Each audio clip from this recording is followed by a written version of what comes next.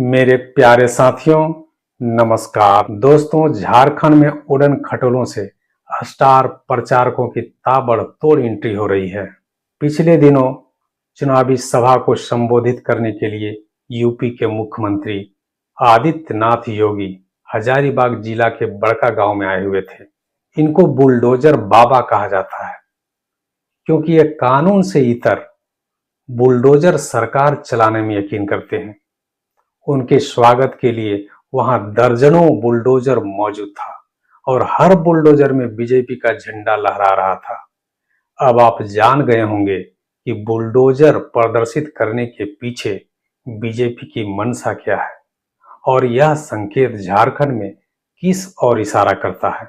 ये जो एक हिस्टीरिया का मरीज के जैसा बिहेव कर रही है बीजेपी इस चुनाव में, उसके पीछे जो कारण है वो कारण है कि उनका एक हिडन एजेंडा है। आज बड़का गांव में एक चुनावी सभा को संबोधित करने के लिए यूपी के मुख्यमंत्री योगी जी आए हुए थे और उनका स्वागत के लिए वो जो एक भाड़े पर लिया हुआ कैंडिडेट है बीजेपी के द्वारा, रोशन लाल जी, उन्होंने करीब 1 दर्जन बुलडोजर वहां उपस्थित किया और हर बुलडोजर में बीजेपी का झंडा था। मैं समझता हूं ये बहुत सिंबॉलिक है। इसका जो संदेश है उस संदेश को सब मतदाताओं को बहुत बढ़िया से समझ लेना चाहिए कि अगर उनकी सत्ता कायम हो गया इस राज्य पर तो ये बुलडोजिंग का एक पूरा अध्याय शुरू होगा और ये सिर्फ मुस्लिमों के खिलाफ टारगेटेड नहीं रहेगा। जितने भी झारखंडी है, आदिवासी है, मूलवासी है, ये सारे लोगों के खिलाफ एक बुलडोजर राज शुरू करने के लिए ये एक सिंबॉलिक प्रोग्राम था और मैं समझता हूँ कि इसका बहुत गंभीरता से लिया जाना चाहिए।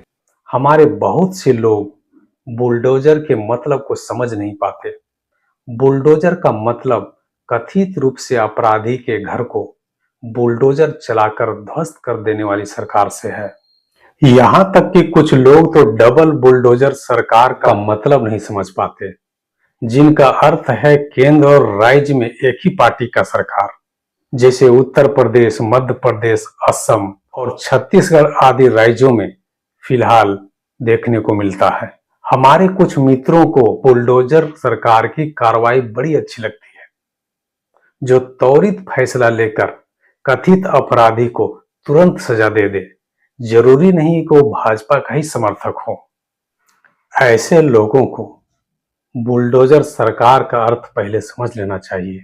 उन्हें इस वाक्य का अर्थ समझना चाहिए कि सत्ता भ्रष्ट करती है और संपूर्ण सत्ता पूर्ण रूपेण भ्रष्ट करती है। इसलिए दुनिया भर के लोकतांत्रिक देशों में सत्ता का पृथकीकरण का सिद्धांत मान्य है, यानी केंद्रित सत्ता की जगह सत्ता का विकेंद्रीकरण, सत्ता का डिसेंट्रलाइजेशन। भारत दुनिया का सबसे बड़ा लोकतांत्रिक देश है। देश का लोकतंत्र 4 स्तंभों पर टिका हुआ है। संविधान निर्माताओं ने सत्ता को विधायिका, कार्यपालिका, न्यायपालिका और स्वतंत्र मीडिया के रूप में विभाजित किया है। विधायिका यानी विधायक और सांसद कानून बनाएगी, कार्यपालिका यानी अफसर और अधिकारी उन्हें लागू करेंगे और न्यायपालिका यानी कोर्ट यह तय करेगी कि केंद्र और सरकार संवैधानिक तरीके से काम कर रही है या नहीं। और चौथा, प्रेस मीडिया निष्पक्ष रहकर सत्ता के हुक्मरानों से सवाल पूछना और जनता को सही सूचना देना है।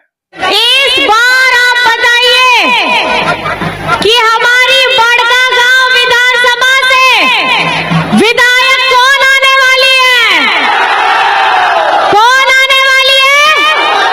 आप सभी को मैं बस इतना बताना चाहती हूँ, आज इस सभा में हम सब लोग आए हैं और ऐसे ही सभा हमारे विपक्ष के साथी भी कर रहे हैं। आप सभी को पता होगा, आदरणीय यूपी के सीएम भी आए थे और आकर के वे बुलडोजर पे चढ़ करके झारखंड में बड़का गांव में घूम के क्या बताना चाह रहे थे? क्या वो ये बताना चाह रहे थे कि बड़का गांव से यहाँ के स्थानीय लोगों को के घरों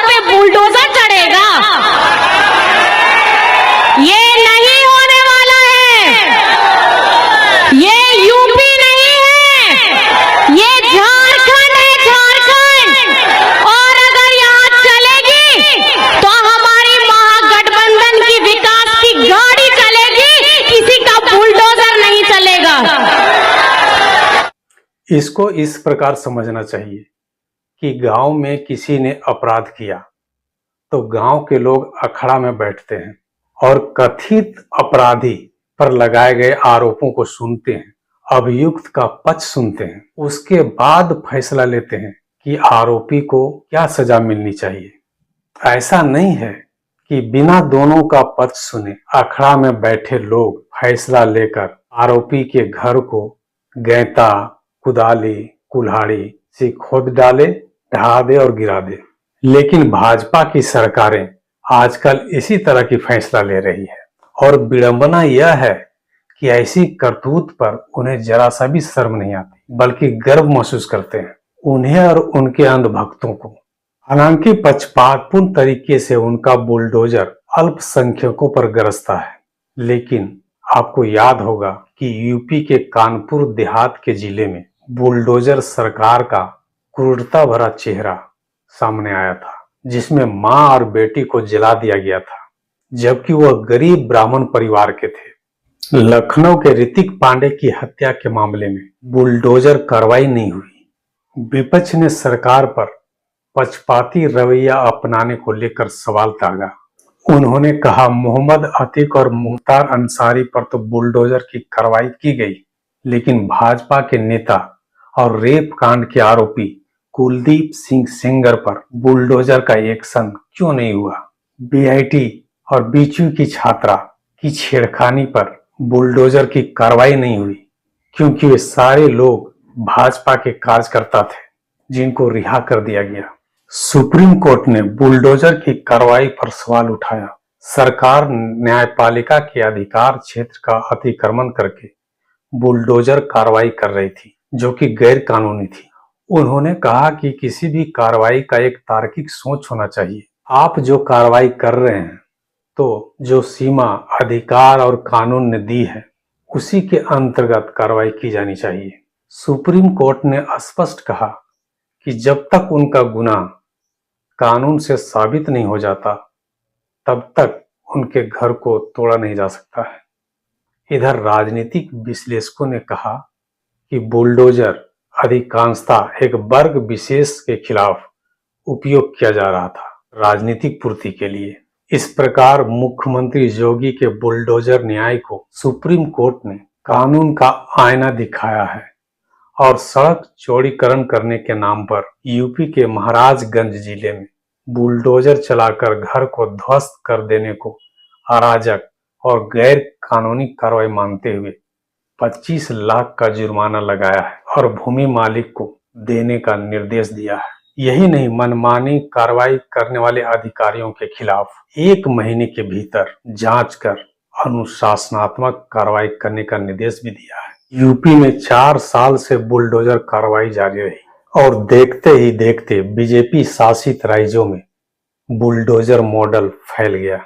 इस संदेश को झारखंड की मतदाता को बढ़िया से समझ लेना चाहिए कि अगर बीजेपी का झारखंड में बुलडोजर राज कायम हो गया तो इस राज पर बुलडोजरिंग का अध्याय शुरू हो जाएगा।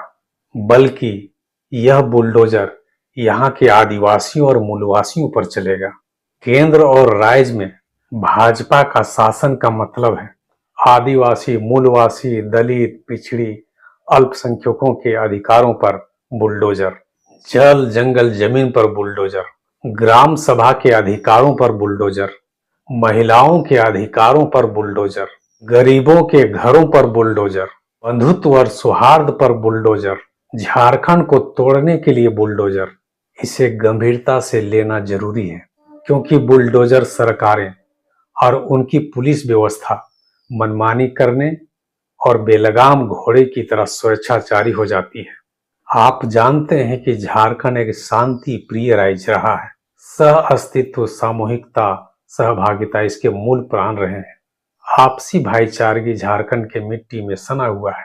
इस आबो हवा को प्रदूषित करने वाले सांप्रदायिक शक्तियों के मंसूबों को झारखंड की जनता कभी कामयाब नहीं होने देगी।